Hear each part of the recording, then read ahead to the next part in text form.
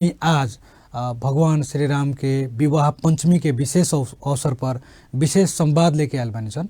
और आज के दिन विशेष अंतर्गत हमने संगे स्टूडियो में बानी हमने के सहकर्मी आदरणीय जितेंद्र पाराशर जी महाराज, और वहाँ संगे हमने छलफल करे जा रहा बानी सन श्री राम चरित्र के बारे में। श्री राम चंद्र जी के नाम से ही प्रश्न होता, वहाँ एगो मर्यादा पुरुषोत्तम रहनी है, वहाँ के जीवन शैली कैसन रहनी है, और अभी ना के कलयुग में उनकर जीवन शैली के कितना के अनुसरण करल जरूरी बा, ए पर हमने के चर्चा करम सन। शुरुआत में वहाँ के स्वागत करके चाहम।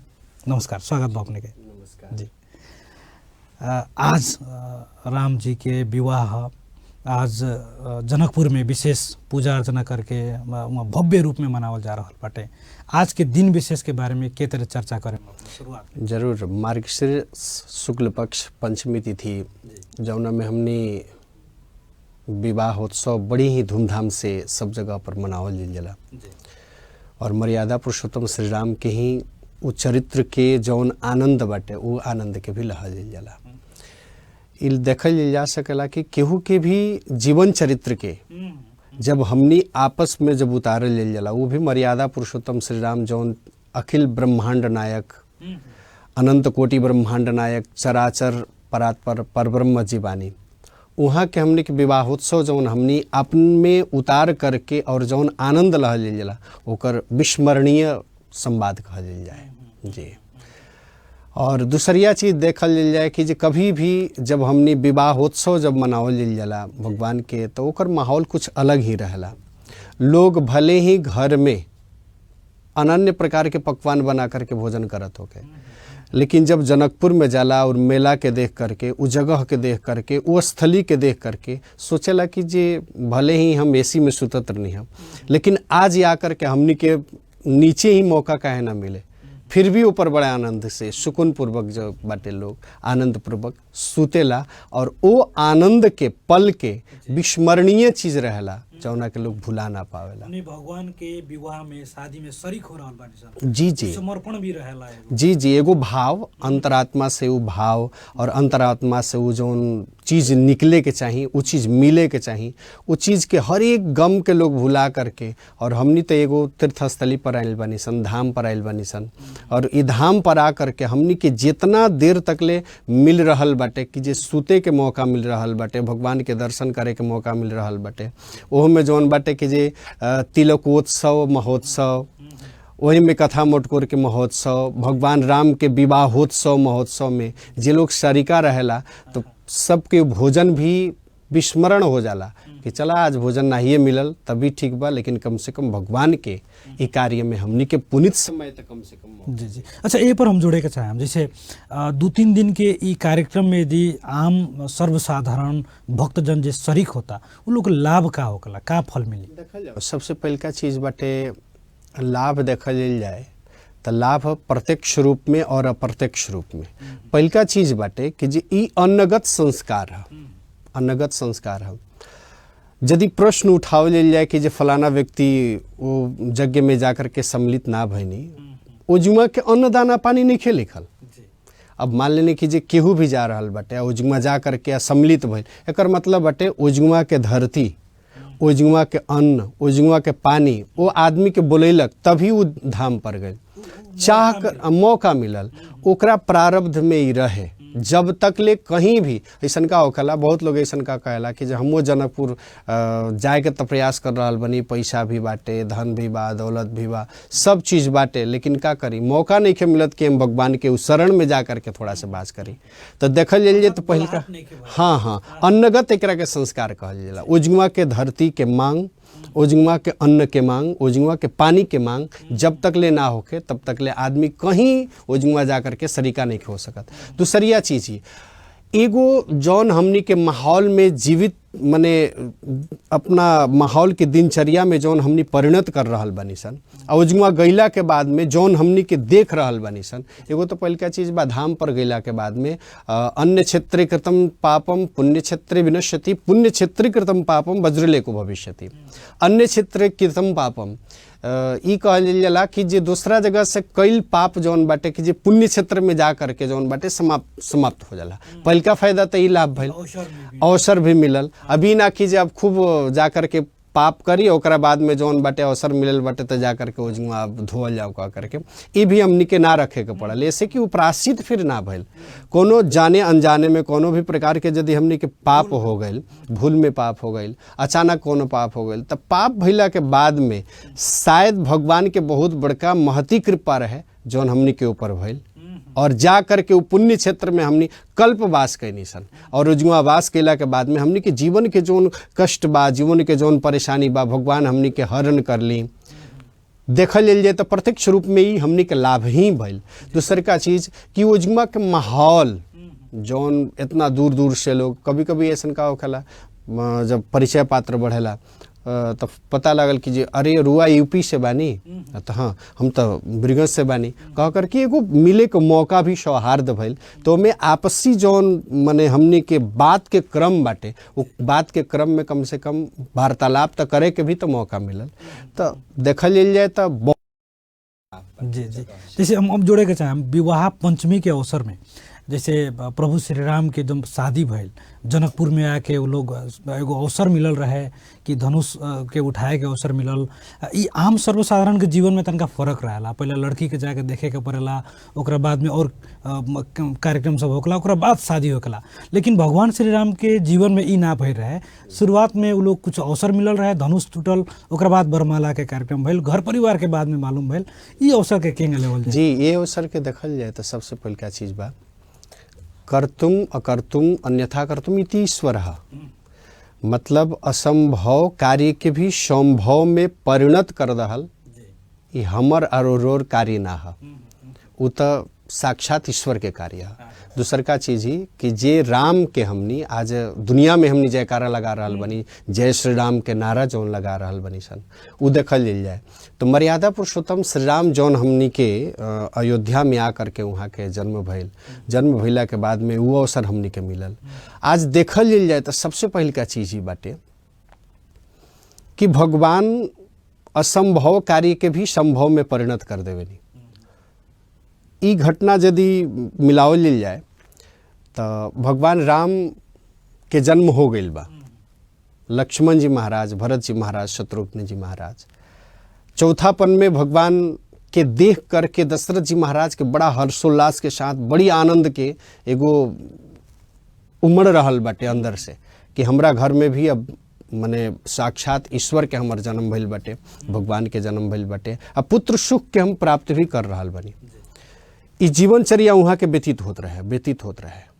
लेकिन अचानक वहाँ के ई कहल लेल जाए दशरथ जी महाराज के जीवन में अचानक परिवर्तन आयल।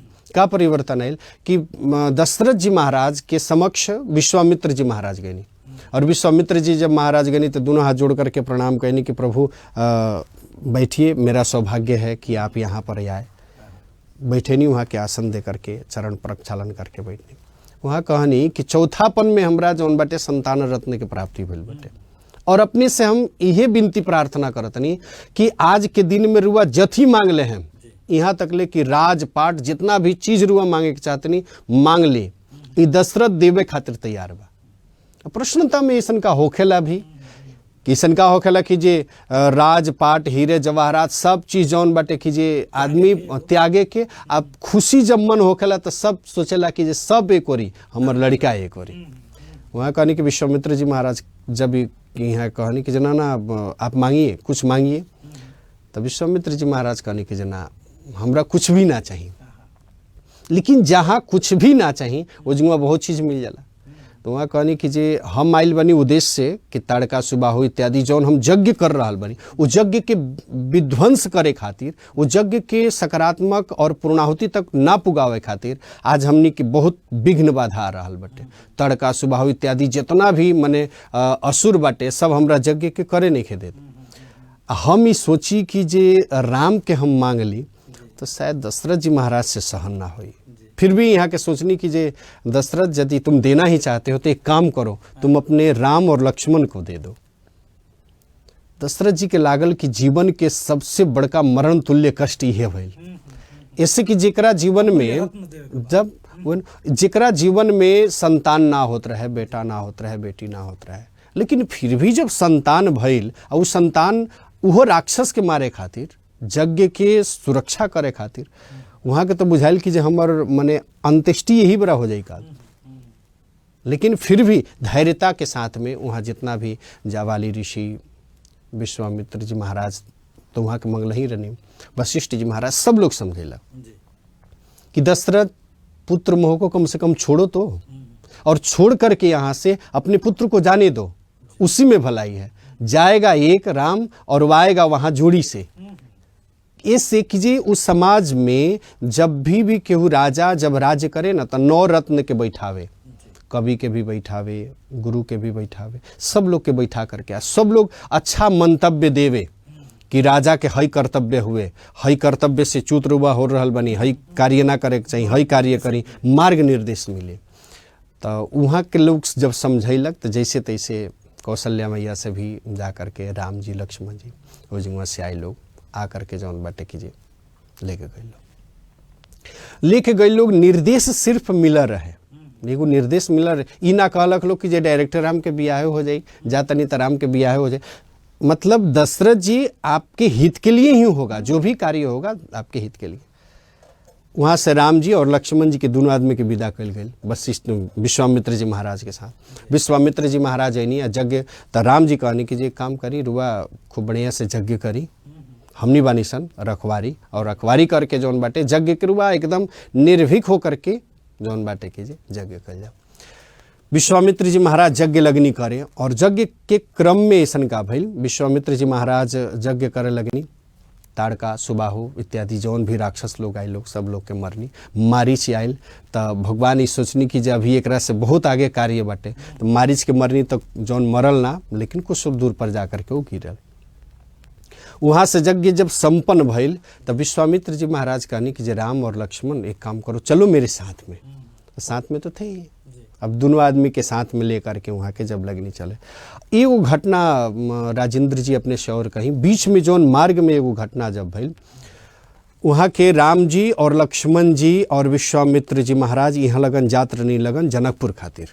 अचानक बीच मार्ग में वहाँ के कथी देखता नहीं कि जी एगो बहुत बड़ा जौन बा पत्थर चट्टान। राम जी पूछनी कि पत्थर कैसन का है, मतलब हाँ जिज्ञासा रखनी पत्थर कैसन का है। विश्वामित्र जी महाराज कहनी राम सब तुम जानते हो, चराचर के स्वामी हो, त्रिलोक के स्वामी हो, मालिक हो, लेकिन फिर भी तुम पूछ रहे हो कि जी ये पत्थर कैसा है कह करके। तो राम जी कहनी नहीं प्रभु आप तो बताइए कम से कम सही ये पत्थर कैसा है। तो गौतम नारी स्त्राप बसा, ये गौतम की नारी हैं जिनका नाम अहिल्या है, और राम ये अपने के चरण रज यानी चरण के धूल यदि स्पर्श हो जाए ना, ये पत्थर में यदि स्पर्श हो जाए तो जाने आ जाए। राम जी कहने कि जे वास्तव में हम चरण से यदि कोनो शिला के स्पर्श करी ये शोभनीय चीज नहीं है। और संत लोग ही कहेला कि वही समय में ऐसन का हवा चलल कि राम जी के चरण के स्पर्श करके वो धूल जा करके जैसे ही शिला पर लागल वो जुआ नारी के रूप में परिणत हो गई, और नारी के रूप में जैसे ही परिणत भइल स्तुति करके और जौन बाटे परम मोक्ष के प्राप्ति हो गई। अब वहाँ से वहाँ के वो घटना रहल आगे चल करके विश्वामित्र जी महाराज के साथ में जनकपुर में गए लोग, जा करके बैठल लोग, बैठला के बाद में जौन बाटे पता लगल, और पता लगला के बाद में आकर के स्वागत सतानंद जी महाराज के साथ में। सतानंद जी महाराज जनकपुर के जनक राजा के गुरु घराना, सतानंद जी महाराज के साथ में आकर के जनकपुर से यहाँ के स्वागत भइल, रहे खातिर यथोचित स्थान दहल गए। अब बुझुआ के एगो और घटना सुनाई अपने के। जनकपुर में मतलब राम जी भी अनजान और लक्ष्मण जी भी अनजान। राम जी कथी कहतनी कि गुरु जी से कहतनी राम जी कि गुरुदेव अपने से एगो विनती बा, प्रार्थना बाटे कि ई लक्ष्मण जौन बाड़ा नो, लक्ष्मण चाहतारन कि जे जनकपुर में जाके थोड़ा सा घूम फिर करके आई कह करके अवलोकन करे खातिर जनकपुर कैसन का बा, विदेह नगरी कैसन का बाटे, सब जगह कैसन का माहौल में एजुमा के लोग किंग रहेला कह करके थोड़ा सा घूमे के चाहतारन। आपने के आदेश होखे तो हम जाके घूम के आई, घुमा के लेकर के आई। तो विश्वामित्र जी महाराज कहनी कि जे चतुर राम को तो देखो, मतलब वो भी अनजान, हाँ वो भी अनजान और ये भी अनजान, ये भी कभी जनकपुर में घूमे नहीं है, लेकिन फिर भी ऐसन का लागेला नु जब हमनी एगो पंक्ति में बैठल जाइला भोजन करे खातिर, शायद ये बहुत लोग के साथ में भी घटना ऐसन का रहेला। पंक्ति में जब बैठल रहल जाला तब बगल वाला के पूरी जब खत्म हो जाला तो ऐसन का विचार कइल जाला अपनो खत्म हो गइल बा, बगल वाला में कुछ बा, वो बेचारा भोजन कर रहल बा, लेकिन का कहल जाला पूरी वाला थोड़ा पूरी लिया करके बगल में दे दहल जाला। वो कहल ना महाराज हमर तो हो जाई कह करके। तो लेकिन ओमे चतुराई रहेला कि जब पूरी आई तो बगल में मिली तो हमरो तो कम से कम मिल जाए नो। तो राम जी यहाँ चाहते हैं कि कम से कम लक्ष्मण जी यदि जा करके सब किसी को दर्शन दे सकते हैं तो राम तो त्रिलोक के स्वामी हैं, यहाँ के जीवात्मा को कम से कम जा करके दर्शन तो देना चाहिए ना, भगवान का दर्शन तो हो जाएगा ना। चतुराई को रहे विश्वामित्र जी महाराज जी ए पर कह करके वहाँ कहने की ठीक बा, आदेश देनी और आदेश दे करके वहाँ के नगर घुमावे खातिर जौन बाटे के लेके गई। नगर घुमावे गई तो सब लोग देखलक तो केहू अटारी पर चढ़ करके देखलक, केहू ऊपर चढ़ करके, केहू नीचे चढ़ करके, जे जेकरा से जब देखे न तो वो समय में कहे कि चलो कम से कम राम के दर्शन मतलब राजकुमार के दर्शन कर ला जाए। एगो मन में जिज्ञासा रहे, दिखा करके घूम फिरा करके जनकपुर में एगो सनसनी सा माहौल रहे। माहौल तो ये रहे कि जे आवेला दिन में एगो धनुष बाटे, वो धनुष के जे तूड़ी ओकरे साथ में सीता के विवाह एगो प्रतियोगिता होखे वाला बा। तो जे भी राम के जब देखे न तो ये कहे कि जे काश ई जोड़ी सीता के साथ में होखे। लोग के मन में एगो जिज्ञासा रहे, यानी कहल जा सके एक सकारात्मक सोच। जीवन में जब सकारात्मक सोच यदि कहीं से भी रुआ लेकर के आई तो भगवान ओकरा के कहीं से न कहीं से ओकरा के पूरा कर देवे। नकारात्मक सोच जब रखल जाए तो कहीं से न कहीं से वैसन के दुर्भाव, वैसन के कुसज्जन लोग से मुलाकात हुई, आदमी जा करके भी कहल जाए कि धक्का दे करके वो पतन होकर हो सकता। हर एक व्यक्ति जब केहू देखे राम के तो कहे कि काश ई जोड़ी सीता से होके कितना आनंद आई।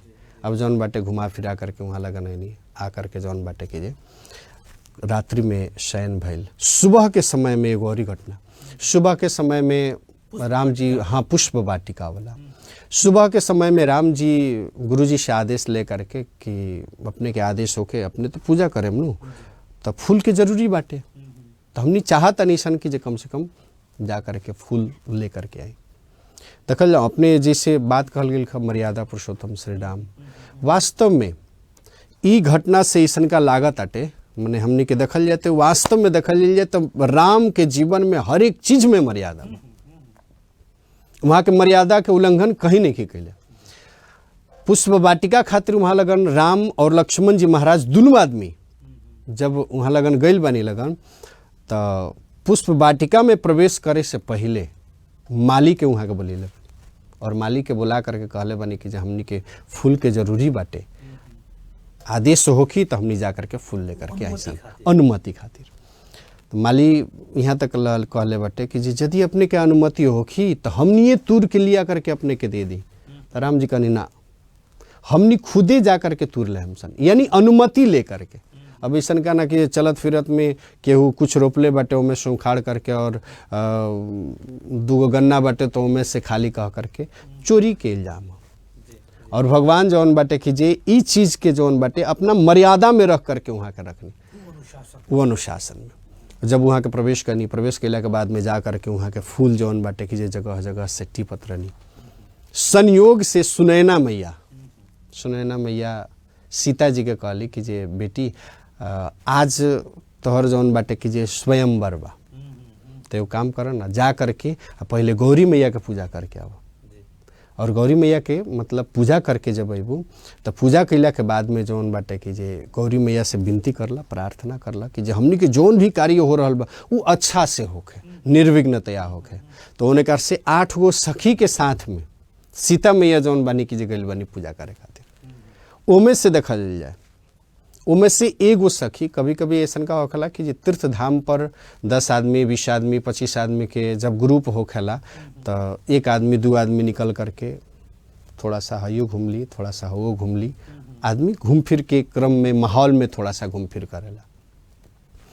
अब सीता मैया पूजा करे खातिर उद्यत बानी, उनमें से एगो सखी निकल करके कहली कि जे कम से कम आइल बानी सन तो थोड़ा बाग भी घूम लहा जाए, पुष्प वाटिका घूम लहा जाए। पुष्प वाटिका के घूमे के क्रम में वहाँ के अचानक राम जी के ऊपर दर्शन भइल।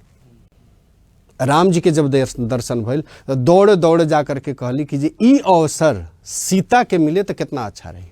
दौड़ करके जा करके